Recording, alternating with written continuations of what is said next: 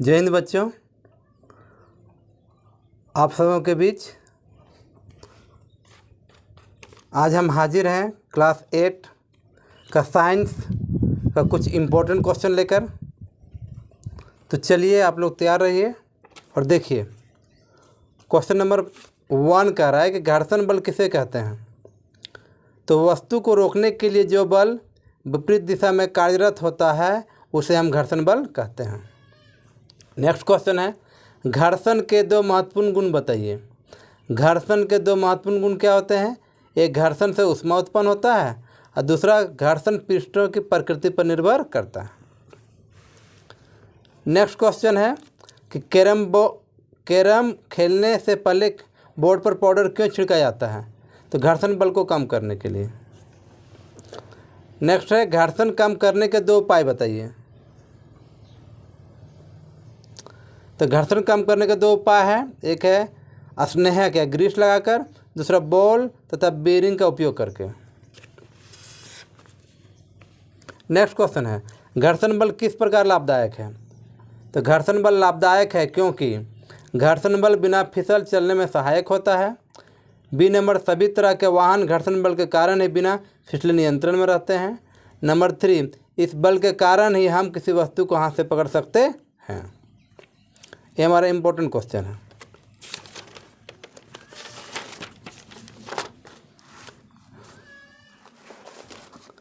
Next question है, घर्षण हानिकारक है परंतु अनिवार्य है, कैसे? तो घर्षण कई स्थितियों में लाभदायक जबकि कुछ ऐन में हानिकारक, इसलिए हम कह सकते हैं कि हमारा दुश्मन भी है और मित्र भी है। घर्षण हमारा मित्र है क्योंकि यह चलने में सहायक होता है, यह बल हस्तांतरण के लिए माध्यम प्रदान करती है, या ब्रेक लगाने में सहायक होती है, या पेन के साथ लिखने में सहायक होती है। घर्षण हमारे लिए दुश्मन है, क्यों? यह तोड़फोड़ के कारण बनती है। घर्षण के कारण ऊर्जा की हानि के कारण मशीनों की दक्षता कम कर देती है। घर्षण के कारण उत्पन्न ऊष्मा मशीनों को हानि पहुंचाती है। अतः पता चलता है कि घर्षण हानिकारक है परंतु अनिवार्य भी है।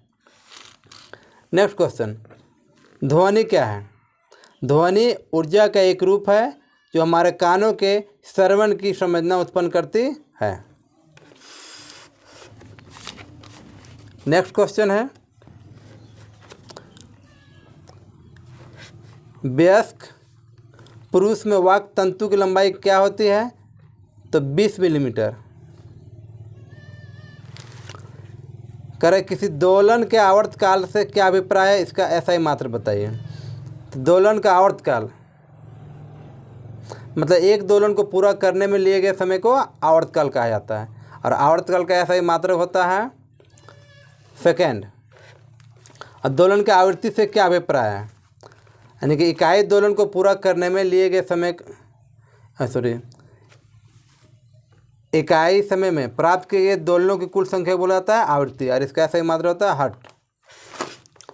मनुष्य के कानों के लिए सर्वोत्तम प्रयास क्या है? मतलब मनुष्य कितने तक आवाज़ सुन सकता है? तो 20 Hz से लेकर 20,000 Hz तक। शोर किसे कहते हैं?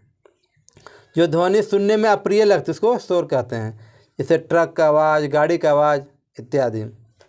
और ध्वनि की प्रबलता का मात्रक क्या है? तो ध्वनि की प्रबलता का मात्रक डेसिबल होता है।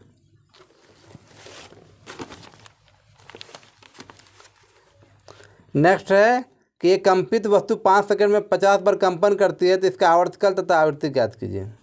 तो दोलनों की संख्या कितना है? 50। समय कितना है? 5 सेकंड। तो आवर्तकाल, तो चूँकि 50 दोलन को पूरा करने में लिया गया समय कितना है? 5 सेकंड, इसलिए एक दोलन को लिया गया समय कितना होगा? 5/50। इसको जो भाग लें तो 0.1 आएगा। अब एक 5 सेकंड में दोलनों की संख्या बराबर कितना है? 50, इसलिए 1 सेकंड में दोलनों की संख्या कितना हो गया? तो 50/5 बराबर 10। ये दोनों हो गया आंसर। अब एक श्रव्य तथा अश्रव्य ध्वनि किसे कहते हैं? मतलब जिस ध्वनि की आवृत्ति 20 Hz से लेकर 20,000 Hz तक होती है उसको बुलाता है श्रव्य ध्वनि, और जिसकी आवृत्ति 20 Hz से कम होती है उसको बुलाता है अश्रव्य ध्वनि।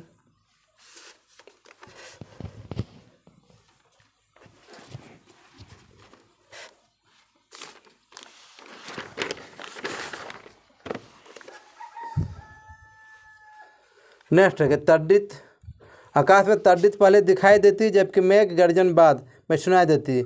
क्या आप इसकी व्याख्या कर सकते हैं? करें आकाश में तर्दित तथा मेघ गर्जन की घटना एक समय पर तथा हमसे समान दूरी पर घटित होती है। हमें तर्दित पहले दिखाई देती है जबकि मेघ गर्जन बाद में सुनाई देता है, क्योंकि तर्दित की चमक की चाल 3 × 10⁸ मीटर प्रति सेकेंड, गर्जन की चाल 332 मीटर प्रति सेकेंड बहुत अधिक होती है। इसलिए समान दूरी पर घटित होने पर भी चमक हमें पहले दिखाई देती है और गर्जन बाद में सुनाई देती है। नेक्स्ट है कि अंतरिक्ष यात्री एक दूसरे की आवाज़ को चांद पर नहीं सुन पाते। क्यों? क्योंकि चांद पर ना कोई हवा है और ना ही कोई वायुमंडल। चांद की सतह पर खाली जगह है, ध्वनि का संचरण नहीं हो पाता है क्योंकि ध्वनि के संचरण के लिए माध्यम की आवश्यकता होती है। ध्वनि निर्वात में संचरण नहीं होता है, इसलिए अंतरिक्ष यात्री एक दूसरे की आवाज़ को चांद पर नहीं सुन पाते हैं। वायु के संघटक क्या क्या हैं? तो वायु के मुख्य संघटक ऑक्सीजन, कार्बन डाइऑक्साइड, नाइट्रोजन तथा आर्गन है। नेक्स्ट क्वेश्चन है सीएनजी और एलपीजी का विस्तारित रूप लिखें। सीएनजी का मतलब होता है कंप्रेस्ड नेचुरल गैस, हिंदी से होता है संपीड़ित प्राकृतिक गैस। एलपीजी का होता है लिक्विड पेट्रोलियम गैस, हिंदी से होता है द्रवित पेट्रोलियम गैस। एरोसोल क्या है?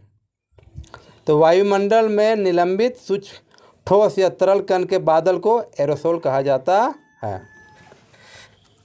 नेक्स्ट क्वेश्चन, विस्थापन क्यों हो रहा है, मतलब विश्व में गर्मी क्यों बढ़ रहा है, इसकी क्या हानियां हैं?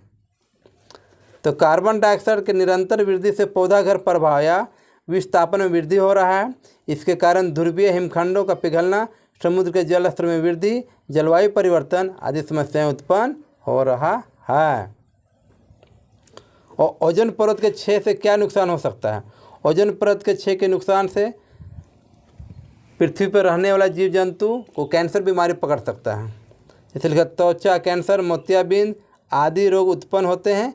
इससे प्रकाश संश्लेषण प्रक्रिया भी बुरी तरह प्रभावित होती है। नेक्स्ट क्वेश्चन, वायु प्रदूषण के कौन कौन से कारक हैं? तो वायु प्रदूषण के प्रमुख कारक 1 नंबर में कार्बन मोनोऑक्साइड, दूसरा में नाइट्रोजन ऑक्साइड, तीसरा में कार्बन डाइऑक्साइड और चौथा में मीथेन और पांचवा में सल्फर डाइऑक्साइड।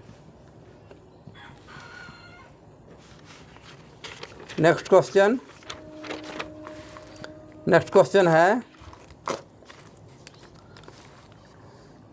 पौधाघर प्रभाव किसे कहते हैं या कैसे उत्पन्न होता है? पौधाघर प्रभाव वायुमंडल में तापशोधक गैसों CO2, NO2 आदि के बढ़ने से पृथ्वी के ताप का बढ़ना पौधाघर प्रभाव कहलाता है। पृथ्वी सूर्य के आने वाले विकिरणों का अवशोषण करके गर्म हो जाती है। सभी गर्म वस्तुओं की तरह पृथ्वी भी विकिरण उत्सर्जित करती है, लेकिन तापमान कम होने के कारण पृथ्वी अवरक्त विकिरण उत्सर्जित करती है। यह अवरक्त विकिरण वायुमंडल में उपस्थित CO2, कार्बन डाइऑक्साइड CO, जलवाष्प मीथेन CH4, नाइट्रस ऑक्साइड तथा क्लोरोफ्लोरोकार्बन CFC द्वारा प्रघटित ली जाती है। इस प्रकार की ये विकिरण वायुमंडल में कैद होकर वायुमंडल का तापमान बढ़ा देती है। इस पूरे प्रक्रम को ग्रीन हाउस प्रभाव कहते हैं। नेक्स्ट है भारत में राष्ट्रीय उद्यान की कुल संख्या कितनी है? 77। नेक्स्ट है बेतला राष्ट्रीय उद्यान झारखंड के किस राज्य में स्थित है? पलामू। दलमा अभ्यारण्य किस राज्य में अवस्थित है? पूर्वी सिंहभूम। बिरसा मुंडा जैविक उद्यान झारखंड के किस राज्य में अवस्थित है? रांची।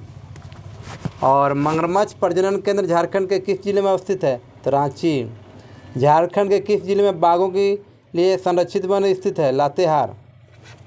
झारखंड के कोई 3 सूखाग्रस्त क्षेत्रों का नाम बताइए, मतलब जहाँ वर्षा कम पड़ता है। 1 में है गढ़वा, 2 में है पलामू और 3 में है लातेहार।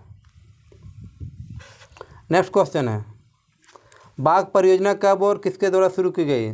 बाघ परियोजना 1972-1973 में WWF यानी कि वर्ल्ड वाइल्ड लाइफ फंड के द्वारा शुरू किया गया। फिर कह रहा है किन्हीं 2 वन प्राणी अभ्यारण्यों के नाम लिखे हैं। 1 में है दलमा वन्यजीव अभ्यारण्य पूर्वी सिंहभूम दूसरा में है पंचमढ़ी वन्य प्राणी अभ्यारण्य मध्य प्रदेश। नेक्स्ट है रेड डाटा पुस्तक क्या है? तो रेड डाटा पुस्तक वह पुस्तक है जिसमें सभी संकटापन्न स्पीशीज का रिकॉर्ड रखा जाता है। पौधों, जंतुओं और अन्य स्पीशीज के लिए अलग अलग रेड डाटा पुस्तकें होती है।